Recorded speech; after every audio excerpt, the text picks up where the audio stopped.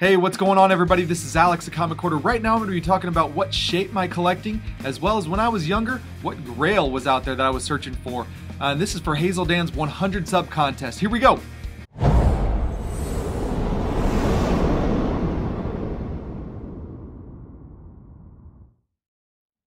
One thing I absolutely love about this comic book community is that we really support each other. This is Hazeldan1216's 100 sub contest, but they're already above 220 subs, so congratulations you guys, you really deserve this. Alright, so here are the rules of the contest. You have to be 18 years of age or older, you must be subscribed to their channel, and the contest runs through the end of the month. And what they want you to talk about is tell them about your first Grail or what shaped your collecting. I'm excited about this one. Ever since I was young, I have been a huge X-Men fan, and this box right here probably contains some of my most prized possessions in my whole comic book collection. This is my X-Men run. This is the entire 1 through 66 Silver Age, plus a few other keys. So without question, X-Men #1 is the favorite comic book in my whole collection. This is something that I've wanted ever since I was a little kid and really never thought I would ever get it. It's got an awesome date stamp right there, August 10th, 1963. This is the first appearance of all the X-Men and Magneto, their greatest foe.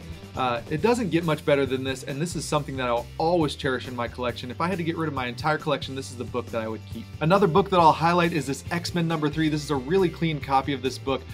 This is the first appearance of the Blob. Really great villain for the X-Men. One thing I will point out is there is a stamp right there. It's Richard O'Neill. So the owner of this book stamped all his collection right there on the cover, and you'll see these books in Illinois, Missouri, Iowa, Indiana.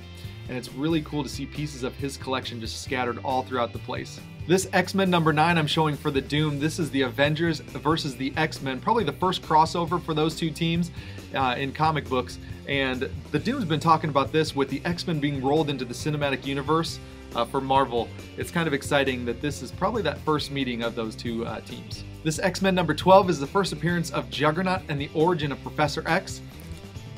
And this X-Men #14 is the first appearance of the Sentinels. X-Men 28 is the first appearance of the Banshee, and this is a Werner Roth cover with a Roy Thomas story. Absolutely beautiful red cover. This is X-Men 35. This is the first crossover with Spider-Man and the X-Men, and really is the first appearance of Changeling. This issue of X-Men, X-Men #42, The Death of Professor X, holds a really special place in my heart. I remember at my local comic shop when I was younger in the early 90s, probably 10, 11, 12 years of age, I remember seeing this book. It was $14, so I was used to buying books in the quarter bins, 50-cent bins, dollar bins, and so this was something that I really had to save up for. I had to mow a lot of lawns to get this book, and I remember this was my very first Silver Age comic book. I remember seeing the cowls and thinking, man, this is really vintage, this is really old, and something that's really special. So this book will always hold a special place in my collection. X-Men #56 is a Neil Adams cover and a Roy Thomas story. It's the introduction of Havoc without his costume. One thing that's really cool is it's signed by Roy Thomas there. Alright, a few more books that I'll highlight in this collection are this X-Men '94. Now something that's interesting about this book, this is not a black and white variant cover. This is the original book. This is a book that I rescued out of a shop. And as you can see, the reds are almost completely faded away. This book had been on their shelf, being exposed to UV light for almost 30 years before I bought it. And so being exposed to that kind of light every single day will certainly fade away, definitely red colors, and then it'll take away a lot of the yellow.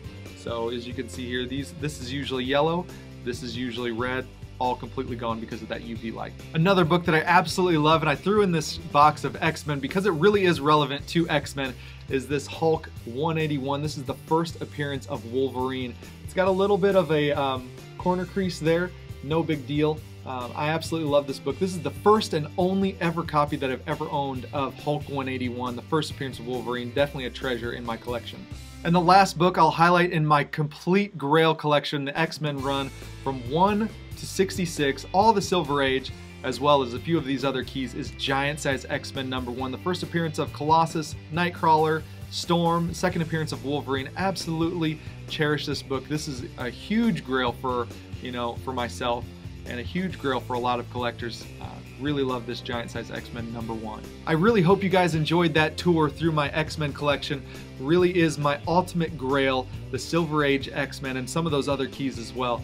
Hazeldan, congratulations on 100 subs. Congratulations on being over 200 subs already. Man, that's a huge accomplishment, and kudos to being one of the power couples in this community. Everybody go check the link in my description below. Sub them up.